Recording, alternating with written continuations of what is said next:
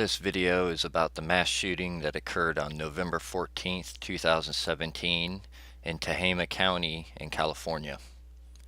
The murderer in this shooting was Kevin Jansen Neal, aged 44. From this point forward, he will be referred to as the murderer. The murderer's rampage began on Monday, November 13th, 2017. Sometime that day, he killed his wife. The murderer then cut a hole in his floor and placed her body inside. He then covered the hole.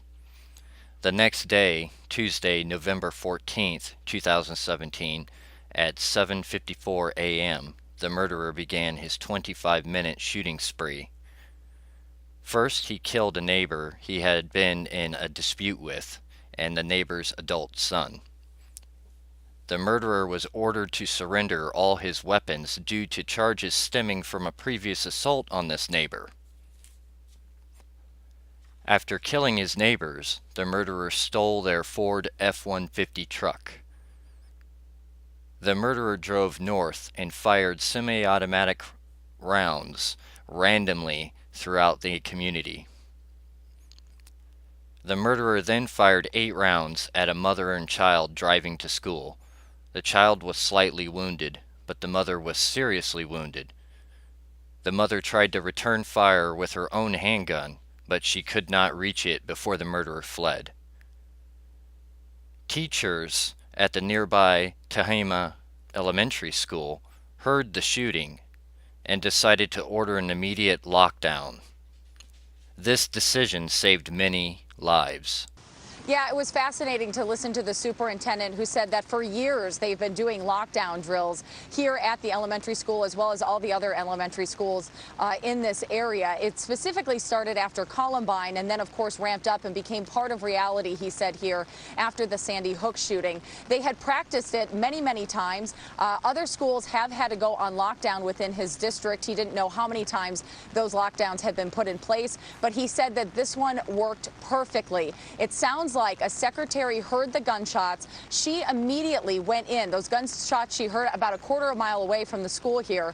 She then goes inside and starts on the announcement saying, "Everybody locked down in place." So the kids are in some of the quad area here, some of the play area. They get pulled inside. Kids that are being dropped off by parents also pulled inside. We also learned that some of the parents had to be pulled inside. That's how immediate this lockdown was, less than 15 seconds. Immediately after the lockdown was announced, the murderer showed up. First, he rammed his vehicle into the front gate of the school, but unable to enter the school, the murderer just fired randomly from the outside of the school. One boy was wounded slightly by a bullet in the arm. The murderer then got back in his stolen truck and left the school. The murderer then targeted a couple driving down the road. The murderer crashed into them and shot them both when they exited the vehicle. The woman was killed. The male was wounded. A passerby stopped to attempt to render aid, but was shot at by the murderer. The passerby was able to escape unharmed. The murderer then stole his vehicle. The murderer continued shooting and then began chasing another car. Moments later, 2 police officers spotted him. The officers began pursuing the murderer. The murderer opened fire on the police. Police then rammed the murderer's stolen car off the road. A furious gun battle ensued, and at the end of it, the murderer was dead and law enforcement remained unscathed.